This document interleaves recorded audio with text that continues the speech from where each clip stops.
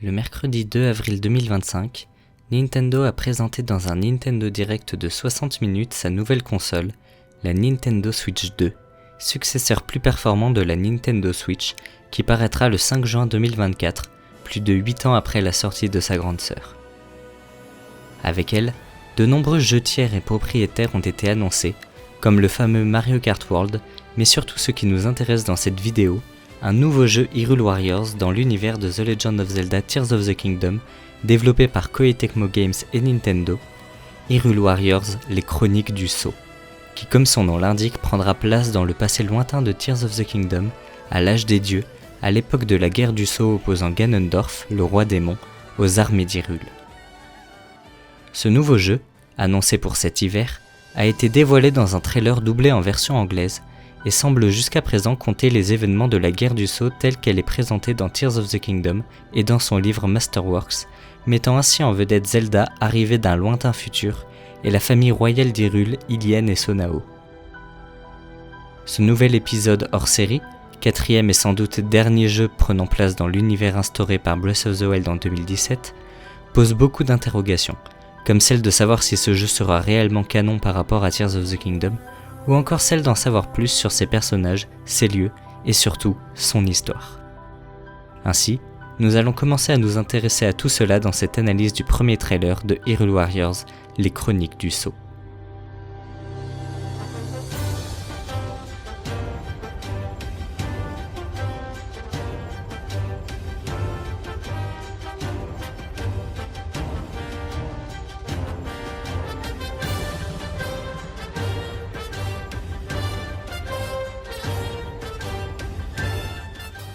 Pour commencer, nous pouvons noter que nous avons dans ce premier trailer vu 3 personnages jouables.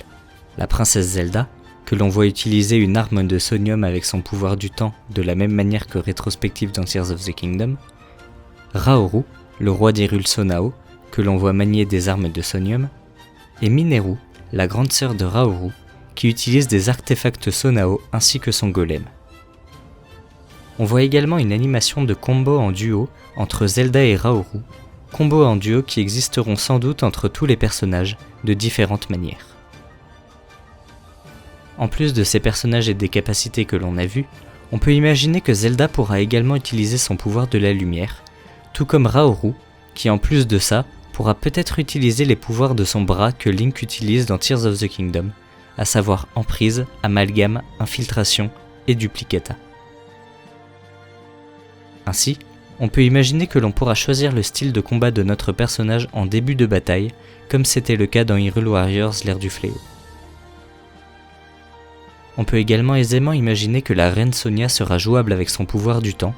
tout comme les sages du vent, du feu, de l'eau et de la foudre seront sans doute disponibles avec leurs pouvoirs respectifs. Enfin, on peut théoriser que Ganondorf sera également jouable en post-game avec son pouvoir des ténèbres, comme c'était le cas de Ganon dans l'ère du fléau. Bien que je préférerais contrôler Ganondorf dans des batailles canoniques contre les armées d'Hyrule en adoptant le point de vue des ennemis.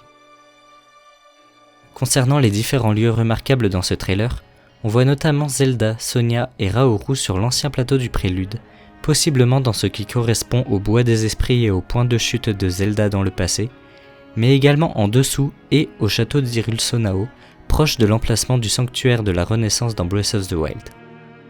On peut ainsi aisément penser que l'on pourra combattre sur l'ancien plateau du prélude, où se trouve également le temple du temps Sonao. On voit également Mineru se battre dans les profondeurs de la terre, suggérant donc des batailles dans ce lieu sombre et mystérieux, peut-être au niveau de la grande mine abandonnée centrale, ou de l'usine de Golem et du temple de l'esprit. Un très court plan montre Ganondorf dans un environnement qui semble être dans la région du désert Gerudo, à la vue de l'atmosphère poussiéreuse et orangée. Bien que ce plan soit visiblement un plan de cinématique, on peut imaginer qu'une bataille aura lieu dans le désert ou le canyon Gerudo, étant donné que c'est de cette région que vient Ganondorf, le chef de la tribu Gerudo. Enfin, on voit un très beau plan réunissant les sages de la bataille finale de la guerre du Sceau à l'entrée de ce qui semble être le futur temple oublié, temple dans lequel reposent à l'âge des dieux les pierres occultes des Sonao. Une bataille au niveau de ce temple est donc également envisageable. En plus de ce qui a été montré, on peut penser que des batailles dans les anciens villages Piaf, Goron, Zora et Gerudo seront disponibles, ou peut-être plutôt dans les temples du vent, du feu, de l'eau et de la foudre, peut-être dans des missions de recrutement des sages au sein des différents peuples d'Hyrule. Revenons à présent sur les événements de la guerre du Sceau, tels qu'ils sont racontés dans Tears of the Kingdom et dans son Masterworks. Ganondorf, le chef mâle Gerudo, convoite le pouvoir d'Hyrule, les pierres occultes des Sonao. Il prête donc faussement allégeance à la famille royale, avant de finalement la duper et de tuer la reine Sonia afin de s'emparer de sa pierre occulte. Il devient ainsi le roi démon et abat ses monstres sur le royaume. Ceux-ci apparaissent au sein même du domaine royal et du château d'Hyrule Sonao. Les troupes d'Hyrule sont donc contraintes de fuir jusqu'au temple qui deviendra le temple oublié. Là, Raoru confie au chef de chaque peuple une pierre occulte, démultipliant les pouvoirs de leurs porteurs, faisant ainsi d'eux des sages. Après cela, les troupes d'Hyrule retournent à l'assaut du château d'Hyrule dans l'espoir de le reprendre, mais en vain. En dernier recours, les troupes se rendent donc au centre d'Hyrule, dans un temple, possiblement le temple de la lumière, qui correspond au site du sceau sous le château d'Hyrule Ilien dans le présent. Là, Raoru finit par se sacrifier pour sceller Ganondorf.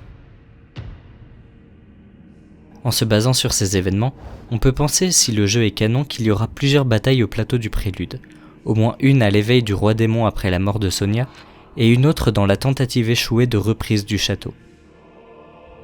Une autre bataille, peut-être la bataille finale, sera également sans doute proposée au niveau de ce qui deviendra le site du sceau dans Tears of the Kingdom.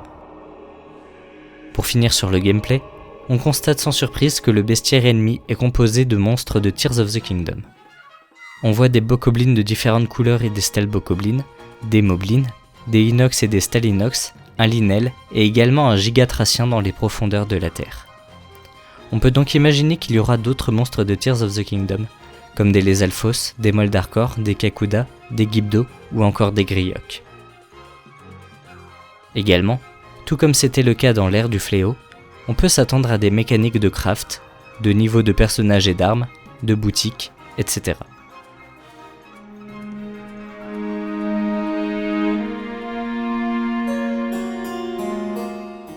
Bien sûr, l'histoire de ce jeu dépend principalement du fait que ce dernier soit canonique ou non par rapport à Tears of the Kingdom, étant donné que l'ère du fléau se déroulait dans une timeline alternative par rapport à Breath of the Wild, chose que l'on ne savait pas avant la sortie du jeu en novembre 2020. En tout cas, les fresques au début du trailer sont celles visibles dans Tears of the Kingdom, ce qu'elles représentent est donc canon. On peut également noter que Sonia est absente du plan avec les sages, elle est donc peut-être bel et bien morte comme dans le jeu de base, bien qu'il faille garder en tête que les trailers ne sont peut-être pas fidèles au jeu à venir, puisque certains trailers de l'ère du fléau avaient été modifiés par rapport au jeu final. Enfin, on remarque que Link est totalement absent du trailer, puisque canoniquement, il se trouve dans le présent de Tears of the Kingdom, des dizaines de milliers d'années après la guerre du Sceau. Zelda est donc en vedette de ce jeu, comme elle l'était dans le dernier jeu de la série principale, The Legend of Zelda Echoes of Wisdom. Quoi qu'il en soit, rappelons-nous que l'ère du fléau avait montré des personnages du passé de Breath of the Wild que l'on ne voyait pas dans les souvenirs de ce dernier, comme les jeunes Impa, Proua et Faras, et qu'il avait également inventé un nouveau personnage, à savoir Astor. Ainsi, les chroniques du sceau nous permettra peut-être de voir des personnages comme la suivante de la famille royale qui a rédigé les stèles éparpillées dans les cieux de Tears of the Kingdom, ou encore le possible enfant de Sonia et Raoru, qui bien qu'il ne soit jamais cité dans le jeu de base, a vraisemblablement existé puisque la descendance de la famille royale d'Hyrule s'est poursuivie après la guerre du Sceau, transmettant les pouvoirs de la lumière et du temps au fil des âges. De plus, si le jeu est canon par rapport à Tears of the Kingdom, celui-ci montrera également le déroulé de la guerre du Sceau comme raconté dans le jeu de base et dans son Masterworks, nous laissant déjà connaître plusieurs événements, comme la mort de Sonia, l'éveil du roi démon, ou le sacrifice final de Raoru pour le sceller.